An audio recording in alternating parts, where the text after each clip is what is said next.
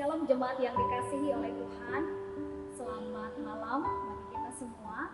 Malam hari ini kita membaca bagian firman Tuhan dari 1 Korintus pasal 13 ayat 8 sampai dengan 13. Bapak Ibu saudara-saudara yang dikasihi oleh Tuhan, kita semua pasti sudah kenal atau paling tidak pernah membaca 1 Korintus pasal 13.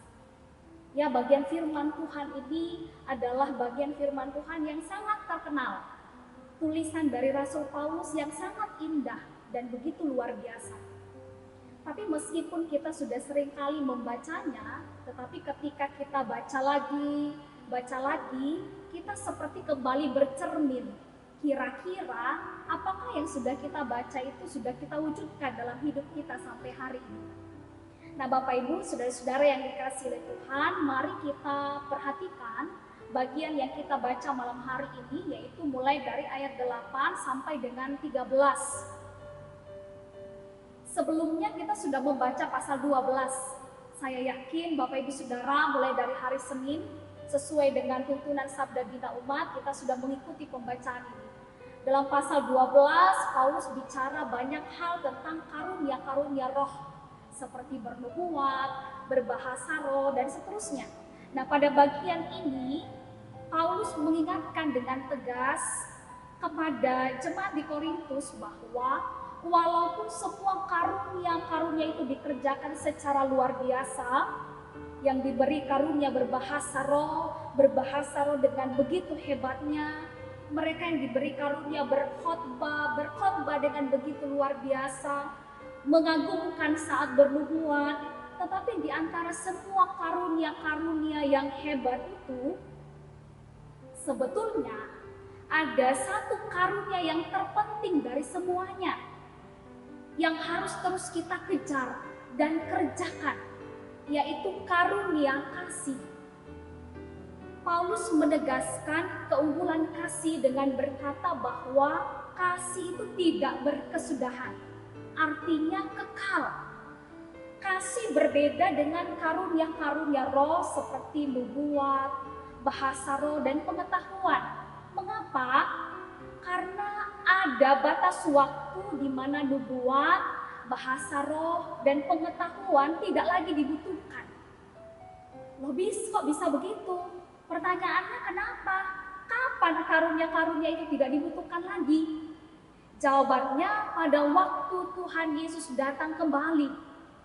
Ketika Tuhan Yesus datang kembali menampakkan dirinya dan manusia, Bapak Ibu Saudara yang dikasihi Tuhan, pada saat itu kita tidak butuh lagi nubuat, kita tidak butuh lagi bahasa roh, karena Allah sudah datang sendiri dan berjumpa dengan kita. Oleh sebab itu dalam ayat 13 Paulus simpulkan bahwa demikianlah tinggal ketiga hal ini, yaitu iman, pengharapan, dan kasih. Dan yang paling besar diantaranya adalah kasih. Bapak Ibu saudara-saudara yang dikasihi Tuhan, mungkin kita bertanya, mengapa kasih yang terbesar? Bukannya harusnya iman atau pengharapan? Bapak Ibu saudara yang dikasihi Tuhan, mengapa kasih? Sebab kasih adalah sifat Allah sendiri. Dan kasih adalah Allah. Sumber kasih adalah Allah. Dan Allah telah menyatakan kasih-Nya kepada manusia melalui Yesus Kristus. Di dalam Yesus Kristus kita memperoleh kasih yang sempurna. Oleh karena itu, seberapapun besarnya iman dan pengharapan kita, kasih masih jauh lebih besar dari itu. Iman tanpa kasih akan menjadi dingin. Pengharapan tanpa kasih akan menjadi suram. Jadi kasih itu ibarat api yang menyalakan iman, dan ibarat cahaya yang mengubah pengharapan menjadi kepastian.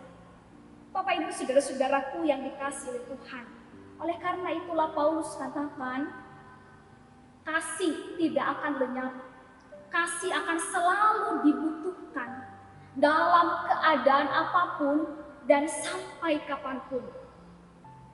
Saudara-saudaraku yang dikasihi Tuhan, pertanyaan penting bagi kita, bagaimana kita tetap hidup dalam kasih di tengah situasi pada saat ini Di tengah wabah virus corona, bagaimana kita tetap hidup dalam kasih? Bagaimana kita mengasihi?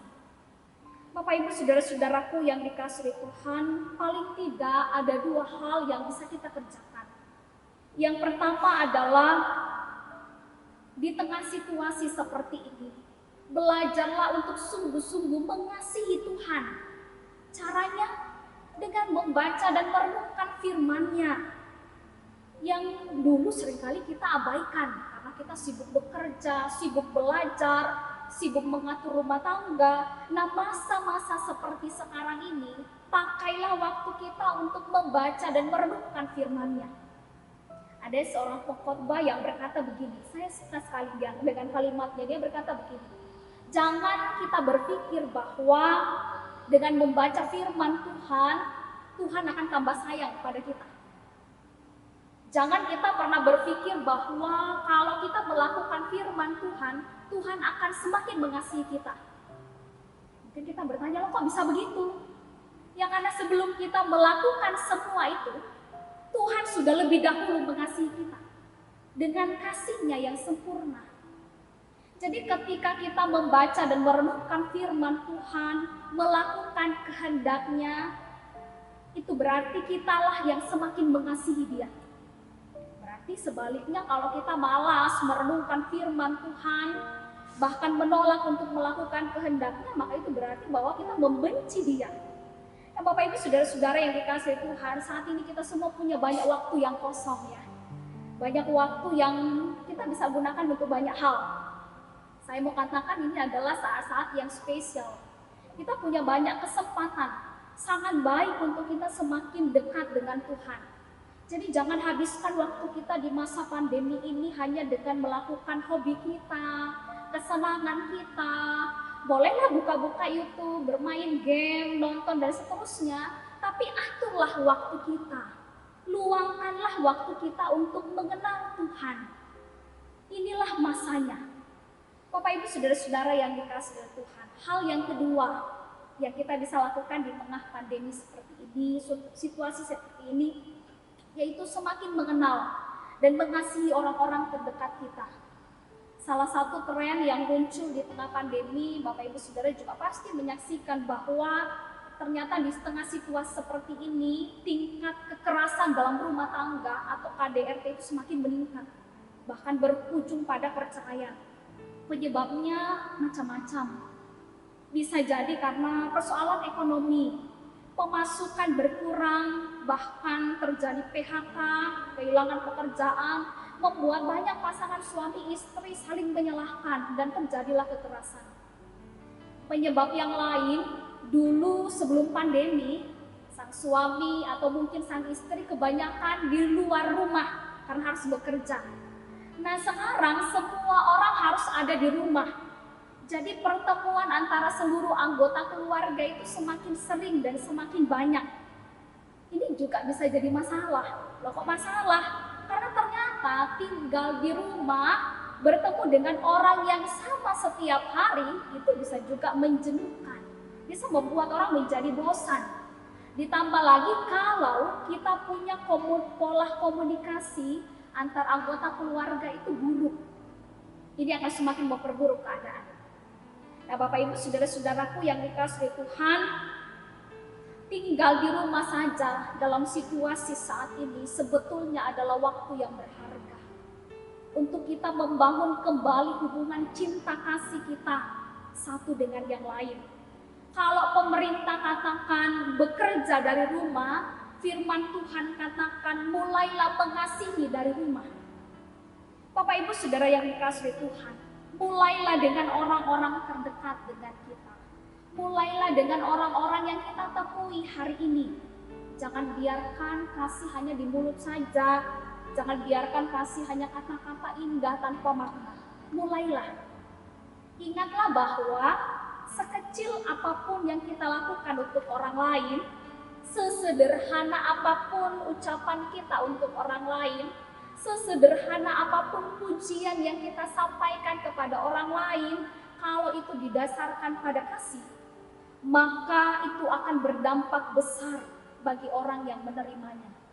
Tetapi sebaliknya Bapak Ibu Saudara, sebesar apapun yang kita berikan, setinggi apapun pengetahuan kita, sehebat apapun pengorbanan kita, tapi kalau tidak dilandasi dengan kasih, maka semuanya akan menjadi sia-sia atau tidak berarti sama sekali.